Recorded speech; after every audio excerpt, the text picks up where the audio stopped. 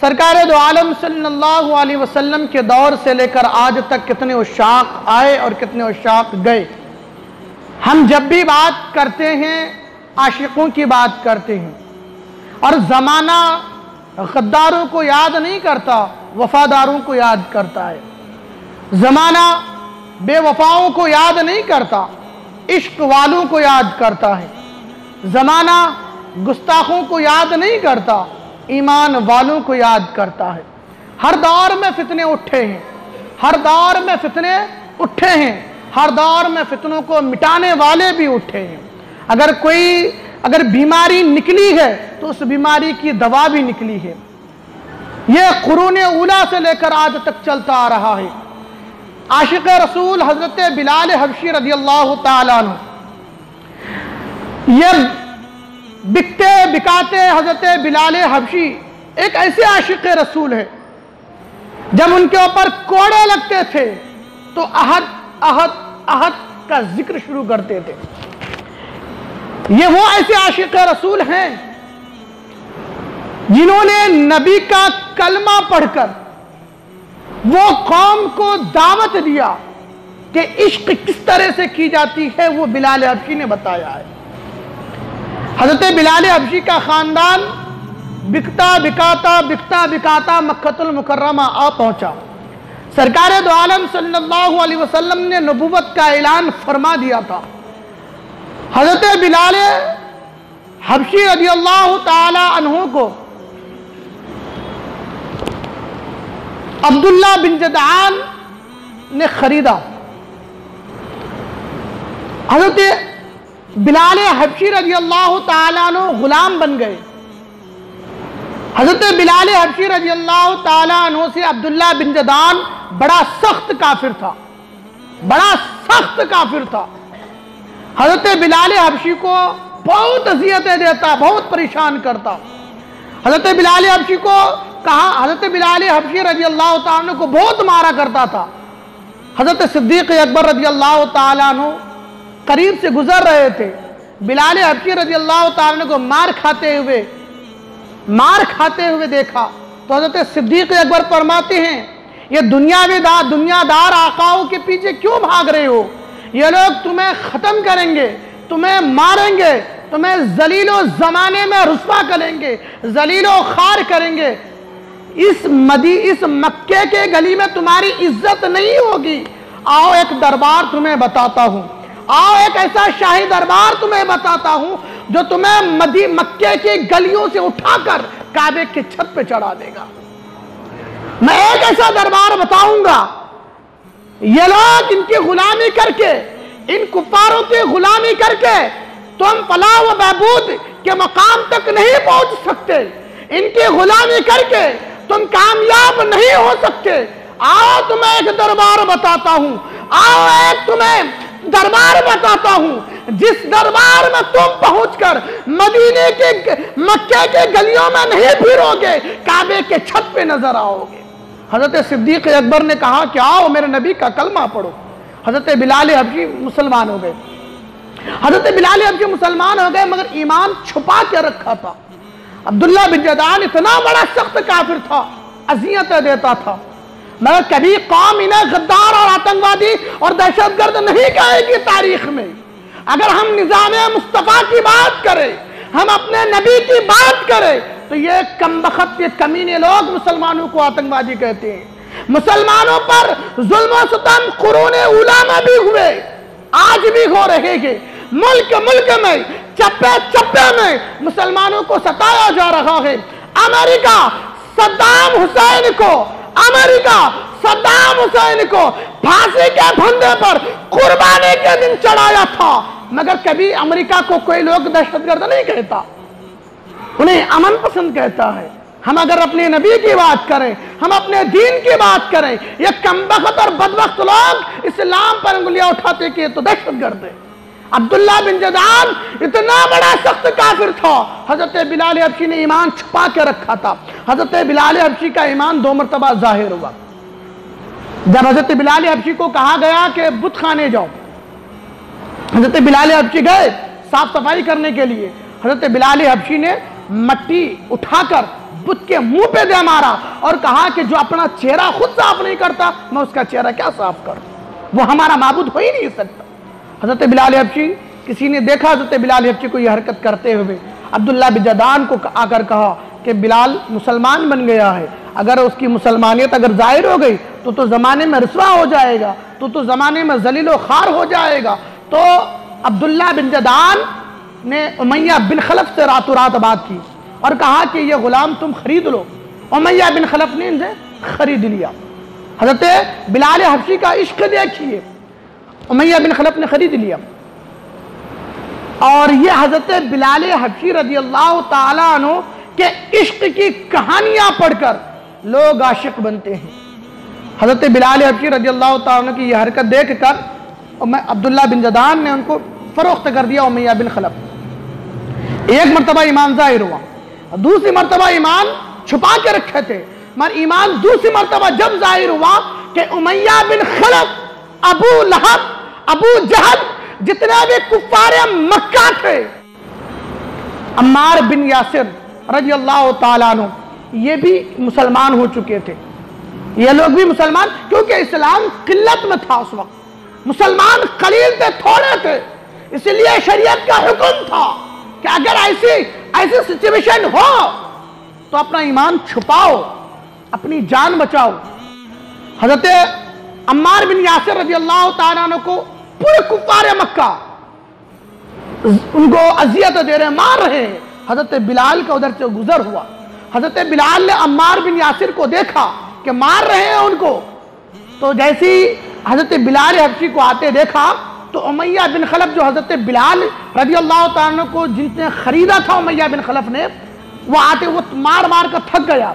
बिलाल को आते देख कर कहा कि मेरा गुलाम बहुत ताकतवर है, थकता नहीं है, जो काम भी कहूँ वो पूरा कर देता है।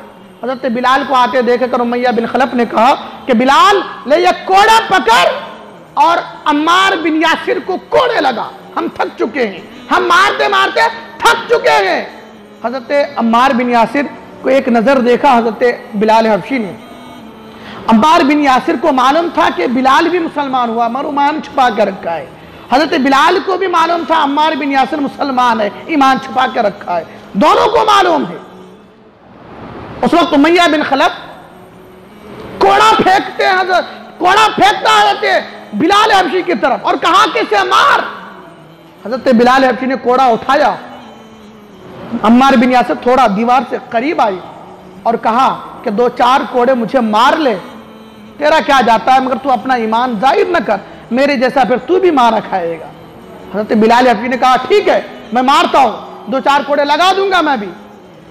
फिर मारने के लिए हाथ अभी हजरत बिलाल हबशी उठाना चाहते थे मारने के लिए कोड़ा, तो उमैया बिन खलफ की तरफ नजर पड़ी, फिर अबू जहल की तरफ नजर पड़ी और अबू लहब की तरफ नजर पड़ी, फिर हजरत अम्मार बिन यासिर रज़ी अल्लाह ताला की तरफ नजर पड़ती है।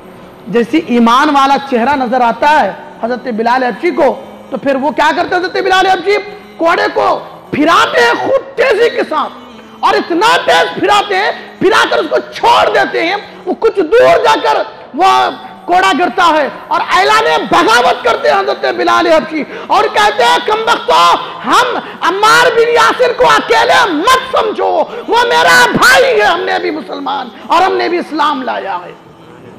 ये था इश्क, ये था इस्लाम। एक भाई को अगर अल्लाह के भी फरमाते हैं मसल मुमिनीन जसदुल वाहिद, मुसलमान मोमिनों का जिस्म, मुसलमान आपस में इस तरह है जिस तरह से एक मोमिन की जिस्म हुआ करता है। जिस्म के किसी हिस्से में अगर जख्म लग जाए तो पूरा जिस्म मुतहर्रिक हो जाता, पूरा जिस्म परेशान रहता है। मोमिन आपस में मुसलमान इसी तरह से हैं, मगर वाहिर मुसलमान हमारी मुसलमानियत पर लोग आज मुसलमानों को कत्ल कर रहे हैं, लोग मुसलमानों को मॉब लिंचिंग में मारे जा रहे हैं, मगर हम यहाँ बैठे सुकून की नींद ले रहे हैं। हमारा मुसलमान भाई को नंगा किया जा रहा है, हम सुकून की नींद ले रहे हैं। हमारा मुसलमान भाई को, हमारे मुसलमान बहनों की पिस्तानों को काट कर कबाब बनाया जाता है, फिर उसे खाया जाता है। ہم مسلمان ہو کر اپنے گھروں میں آرام سے بیٹھیں گے۔ بلال حبشی کا واقعہ دیکھو، بلال حبشی کا عشق دیکھو، ان کا ایمان لانا دیکھو، ان کا اسلام لانا دیکھو۔ انہوں نے ایمان چھپا کے رکھا تھا، مگر جب ایک مسلمان بھائی پر آج آئی تو اپنا ایمان ظاہر کر دیا۔ یہ مانتے ہوئے بھی، یہ جانتے ہوئے بھی اگر میں ایمان ظاہر کروں گا امیہ بن خلف مجھے چھوڑے گا نہیں، میں ایمان ظاہر کروں گا یہ کفار مجھے چھوڑیں گے نہیں، یہ جانتے ہوئے بھی حضرت بلال حبشی نے اپنا ایمان ظاہر کیا۔ بڑا مشکل ہوتا ہے اس وقت کہ سامنے موت ہو، موت کو گلے لگانا بڑا مشکل ہوتا ہے کہ آگ سامنے ہو اس پہ کودنا، مگر حضرت بلال حبشی نے کود کے بتایا، حضرت بلال حبشی نے یہ کر کے دکھایا۔ یہ عشق ہوتا ہے، اور نبی کا جو فرمان ہے مثل المؤمنین جسد الواحد، تمام مومنین ایسے آپس میں ہے جس طرح سے ایک جسم ہوا کرتا ہے۔ حضرت بلال حبشی رضی اللہ تعالیٰ عنہ قریب گئے اور اعلان بغاوت کر دی اور فرمایا کہ عمار اکیلے مار نہیں کھائے گا، اب اس کی حصہ داری کرنے کے لیے بلال آ گیا ہے۔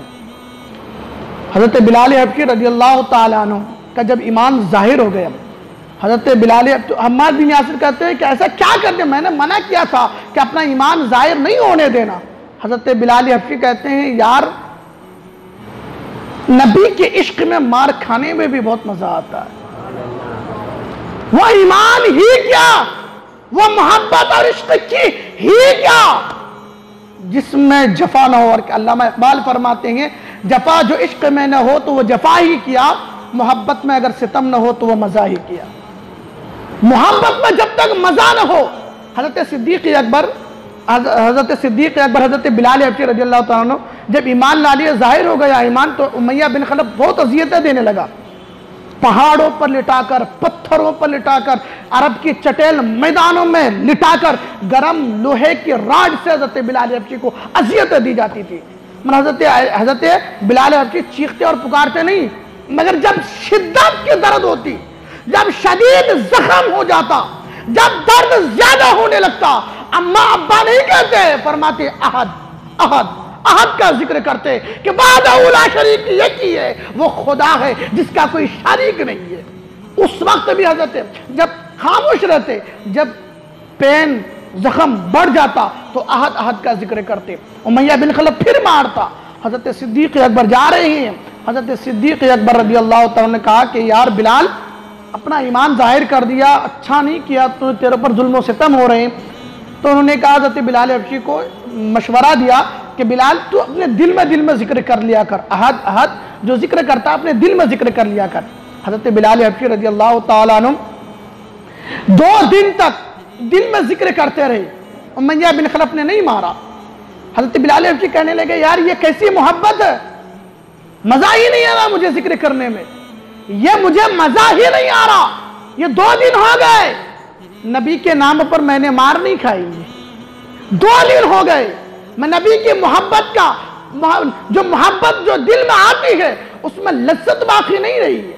پھر حضرت بلال حبشی تیسرے دن پھر زور زور سے احد احد کا ذکر کرتے ہیں اور کہتے ہیں جب پھر امیہ بن خلف نے مارا تو حضرت صدیق اکبر نے کہا منع کیا تھا کہ زور زور سے مت کر، زور زور سے ذکر مت کر، دل میں کر لیا کر۔ حضرت بلال حبشی کہا تھا بے صدیق میں نے 2 دن تک میں نے کیا، اس ذکر میں مزہ نہیں آیا، جب سے میں نے ذکر کیا امیہ نے مارا مجھے بہت مزہ آتا ہے۔ یہ عشق ہوتے ہیں، یہ عشق والوں کی پہچان ہے، اور ایسے عاشقوں کو آج نہیں کل بھی تذکرے ہوتے تھے، قیامت تک بھی تذکرے ہوتے رہیں گے۔ ایسا ہم میں کون ہے جو عاشق ہے کوئی بھی نہیں کہہ سکتا۔ نبی کے نام پر کوئی مار کھا سکتا ہے؟ ارے اپنا ایمان بدل لیتے ہیں، اپنا دھرم بدل لیتے ہیں، اپنا مذہب بدل لیتے ہیں، دنیاوی حکومت کے لیے، دنیاوی چاہت میں، حب جاہ کے لالچ میں آ کر ہم نے اپنی ایمان کو فروخت کر دیا ہے۔ حضرت بلال حبشی رضی اللہ تعالیٰ عنہ کو امیہ بن خلف بہت مارتا تھا۔ ایک مرتبہ سرکار دو عالم صلی اللہ علیہ وسلم کا گزر ہوا تو حضرت سرکار دو عالم صلی اللہ علیہ وسلم نے امیہ بن خلف کو مارتے ہوئے بلال حبشی کو دیکھا، دیکھتے کہا یا اللہ بلال کو نجات عطا فرما۔ وہ کیسے غلام ہوں گے جن کے لیے نبی دعا فرما رہے ہو، وہ کیسا عشق ہوگا، وہ کیسی محبت ہوگی جس کی نجات کے لیے، اب بتائیے ہم اپنی نجات کے لیے دعا کرتے ہیں یا اللہ مجھے جہنم سے آزاد فرما، اب جس کے لیے نبی نجات کی دعا فرما دیے اسے کبھی جہنم کی آگ جلا سکتی ہے؟ کبھی نہیں۔ اللہ کے حبیب نے فرمایا نجات حضرت بلال حبشی کو دے دے۔ حضرت سرکار دو عالم صلی اللہ علیہ وسلم حدودی حرم میں آئی، کعبۃ اللہ شریف میں آئی اور آ کر بیٹھ گئے اور زارو قطار رونے لگے۔ اللہ اکبر، کیسا بلال تیرے قربان جاؤ تیرے سلام لانے پر، تیری شدت، تجھ پر ظلم و ستم ہو رہے دیکھ کر میرے نبی نے آنسو بہایا تھا۔ حضرت بلال حبشی کو دیکھ کر سرکار حدود حرم میں آتے ہیں اور وہاں پہ رو رہے ہیں۔ صدیق اکبر آئے اور صدیق اکبر سے فرمانے لگے کہ حضرت صدیق اکبر عرض کرنے لگے یا رسول اللہ آنکھ میں آنسو، وجہ کیا ہے؟ تو حضرت سرکار دو عالم صلی اللہ علیہ وسلم نے فرمایا کہ میں چاہتا ہوں کہ اللہ مجھے اگر اتنی دولت دیتا میں بلال کو خرید لیتا، میں بلال کو خرید لیتا۔ وہ مار کھانا تو پسند کیا مگر اسلام کلمے کو چھوڑنا پسند نہیں کیا۔ حضرت بلال، یہ کہنا تھا سرکار کا۔ حضرت صدیق اکبر حدود حرم سے باہر آئے، گھر آتے ہیں اور صدیق اکبر امیہ بن خلف کی جمتی نہیں تھی، امیہ بن خلف اور صدیق اکبر رضی اللہ تعالیٰ کی جمتی نہیں تھی، تو حضرت عباس کو آ کر کہتے ہیں کہ جاؤ اور امیہ بن خلف کو کہو کہ بلال کو خریدنا چاہتا ہے ابو بکر ابن قحافہ، تیرے غلام بلال کو خریدنا چاہتا ہے۔ حضرت بلال حبشی رضی اللہ تعالیٰ کو خریدنے کے لیے حضرت عباس اور حضرت صدیق اکبر جا رہے ہیں۔ واہ رے بلال، تجھ پہ قربان، تجھے خریدنے کے لیے حکم دیا گیا، نبی کا حکم تھا، نبی کا، خریدنے جا رہے ہیں خلیفہ اول۔ حضرت صدیق اکبر گئے اور دیکھ کر امیہ بن خلف جیسے صدیق اکبر دیکھا آگ بگولا ہو گیا اور کہا تم خریدنا چاہتے ہو بلال کو؟ کہا ہاں خریدوں گا۔ کہا کہ منہ مانگا انعام لوں گا، منہ مانگی قیمت لوں گا۔ حضرت صدیق اکبر کہتے ہیں جتنی چاہے اتنی مانگ لے، میں دینے کے لیے تیار ہوں۔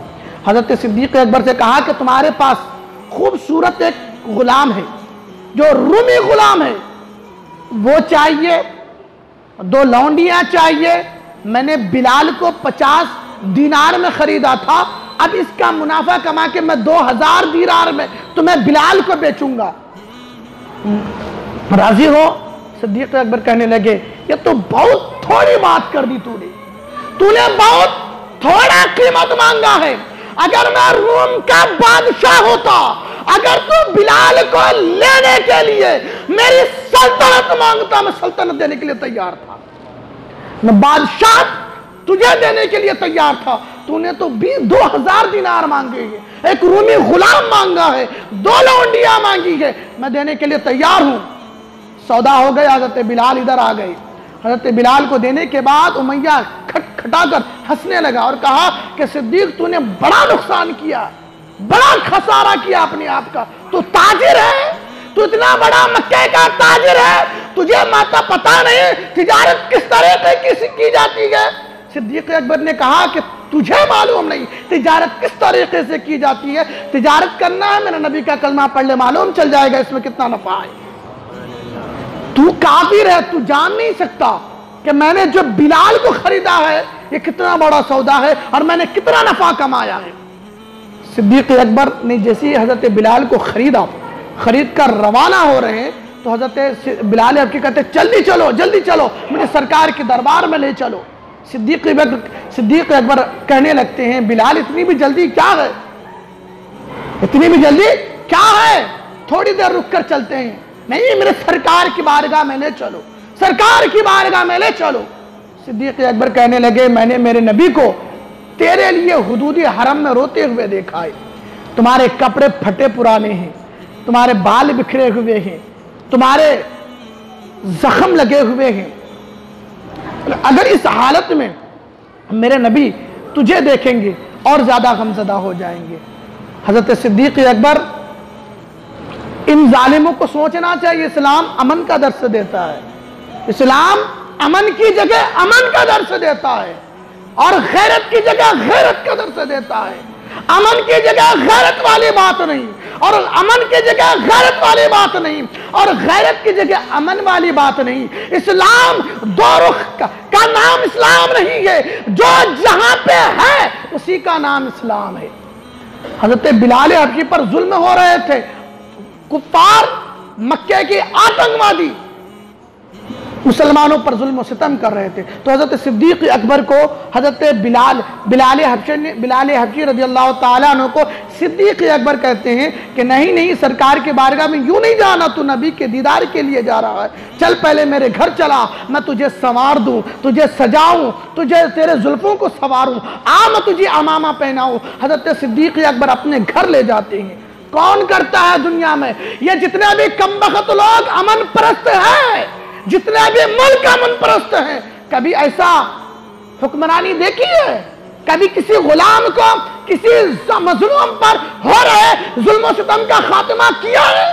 کسی نے نہیں کیا۔ یہاں تو مظلوموں کو ظالم ٹھہرایا جاتا ہے اور ظالموں کو مظلوم ٹھہرایا جاتا ہے، یہ تو ہمارا کردار ہے۔ مگر صدیق اکبر کا کردار کیا تھا؟ صدیق اکبر نے بلال کو خریدا، اور خرید کر حضرت بلال حبشی جب روانہ ہو رہے گے اور عرض کر رہے ہیں کہ اے بلال، اے صدیق اکبر، میں تو کالا ہوں، میں تو گورا بھی نہیں ہوں، مجھ سے کوئی کام بھی نہیں ہوتا، تو نے مجھے کیا دیکھ کر خریدا ہے؟ حضرت صدیق اکبر کہتے ہیں میں نے تجھے نہیں دیکھا، تیرے دل میں عشق رسول کو دیکھ کر خریدا ہے۔ میں تجھے نہیں دیکھا، تیرے دل میں جو عشق ہے میں اسے دیکھ کر خریدا ہے۔ حضرت بلال حبشی کو خرید کر جا رہے ہیں، گھر گئے، حاکم ہیں، اتنے بڑے رئیس، ہمارے گلی میں کتنے لوگ ہیں بیوہ اور مسکین ہیں، ہمارے گلی کے چودھری، ہمارے گلی کے امیر، کبھی ان پر دست شفقت پھیرا ہے؟ کبھی نہیں۔ کبھی یتیموں کو دیکھ کر اسے سینے سے لگایا ہے؟ کبھی نہیں۔ یہ صدیق اکبر کا کردار تھا۔ ہم آج کے نام کی مسلمان رہ گئے۔ صدیق اکبر حضرت بلال کو لے جا رہے ہیں اور اپنے ہاتھ سے حضرت بلال حبشی کے زلفوں کو سنوار رہے ہیں۔ کیا رشتہ تھا حضرت صدیق کا بلال کا؟ خونی رشتہ تھا؟ نہیں تھا۔ کوئی خاندانی رشتہ تھا؟ نہیں تھا۔ کوئی دوست تھے؟ نہیں تھے۔ اگر کوئی رشتہ تھا تو وہ عشق رسول کی بنیاد پر رشتہ تھا۔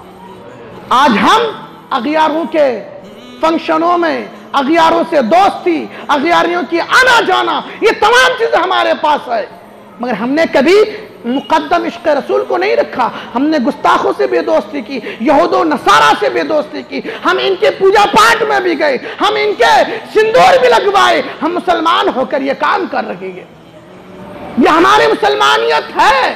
مگر عشق اگر سچا اسلام پڑھنا ہے، یا تو ان 14ویں صدی کے لوگوں نے یہ اسلام ہم تک پہنچایا، یہ 14ویں صدی کے لوگوں نے یہ ایمان ہم تک پہنچایا کہ اگر تو سرکار دو عالم صلی اللہ علیہ وسلم پر بڑھیا کوڑا پھینکتی تھی، کچڑا پھینکتی تھی، میرے نبی اسے معاف کرتے جا رہے تھے۔ یہ 14ویں صدی کے لوگوں نے پھیلایا تھا۔ یہ کم بخت لوگ جانتے نہیں گے کہ یہ جو لوگ بیان کرتے گے انہیں یہ پتا ہونا چاہیے، یہ حدیثیں جھوٹی روایت کرتے گے کہ بڑھیا تھی، وہ امن پرست تھی، میرے سرکار دو عالم صلی اللہ علیہ وسلم نے اپنے بڑھیا کو معاف کر دیا۔ روزانہ سرکار جا رہے تھے، روزانہ سرکار راستے سے جاتے تھے، بڑھیا کچرا پھینکا کرتی تھی۔ اس طریقے کی جھوٹی روایت ہمارے مسلمانوں میں رائج کر دی گئی، اور مسلمان اسی کو سوچ رہا ہے کہ یہ امن پرست ہے، مسلمان اسی کو سمجھ رکھا ہے یہ امن پرست ہے۔ یہ جھوٹی روایت، یہ جھوٹی حدیث ہمارے اندر ڈالی گئی ہے۔ آپ بتائیے کہ اگر نبی کے اوپر کوئی کچرا پھینکے کیا صدیق خاموش بیٹھتے ہوں گے؟ ارے میرے وہ عاشقوں کا حال تو یہ تھا کہ ایک صحابی تھے، جنگ کے میدان پر سرکار کے ساتھ کھڑے گئے جنگ کے لیے، تلوار ہاتھوں میں لیے۔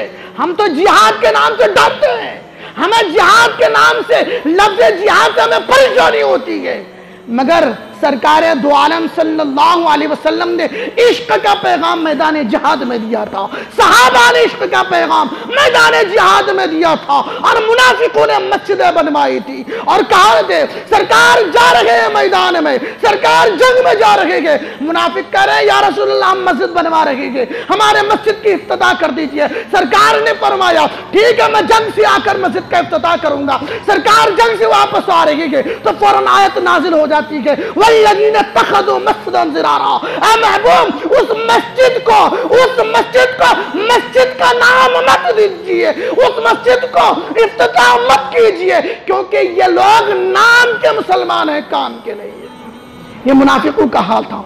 जब जंग में सरकार गए तो एक सहाबी का चचा सरकार के दाढ़ी मुबारक को पकड़ना चाहा, यूं एक मर्तबा पकड़ा फिर हटा दिया, फिर दूसरी मर्तबा पकड़ा ना तो वो सहाबी अर्ज करने लगे खबरदार तूने मेरे नबी पर दाढ़ी पर एक मर्तबा हाथ लगाया है, अगर दूसरी मर्तबा हाथ लगा ये हाथ कट के जमीन में गिर जाएगी। ये थे सहाबाए किराम जो नबी पर इतनी से भी आंच बर्दाश्त नहीं कर सकते थे। मगर जो लोग कमबख्त लोग ये कहते हैं कि नबी पर कचरा डाला था और सहाबा खामोश थे, ऐसा हो सकता है? जो अपने चाचा को मैदान में न बख्शे, कहा कि दोबारा मेरे नबी के दाढ़ी पर हाथ न लगाना, हाथ कट के जमीन में गिर जाएगी।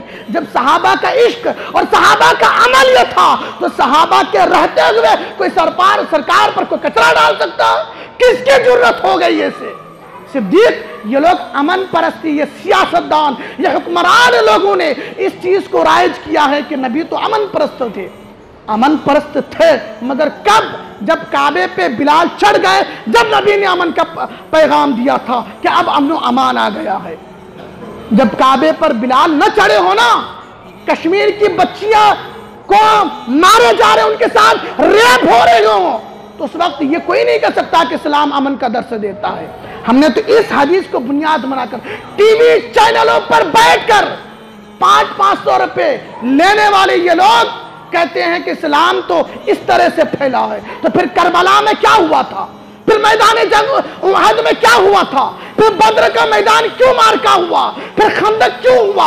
अगर इस्लाम सिर्फ अमन से फैला है, सिर्फ अमान से इस्लाम नहीं फैला बल्कि गैरत से भी फैला है, गैरत से भी फैला है। ये दोनों चीजों को लेकर चलना पड़ेगा और अपने दिल में ये इश्क लगानी पड़ेगी, ये इश्क की आग लगानी पड़ेगी कि हमारे ऊपर जो जुल्म और सितम हो जाए हम सह लेंगे, मगर मेरे नबी पर जो आँच आए तो हम बर्दाश्त नहीं कर सकते। यह मुसलमान का शेवा होना चाहिए था।